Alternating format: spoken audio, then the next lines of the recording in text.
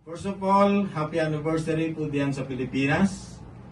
Sabi sa Psalms chapter 100 verse 4 to 5, enter his gates with thanksgiving, go into his court with praise, give thanks to him and praise his name.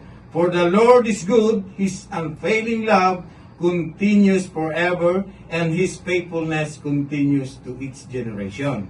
This church anniversary, we are reminded of this importance of a firm and unwavering faith.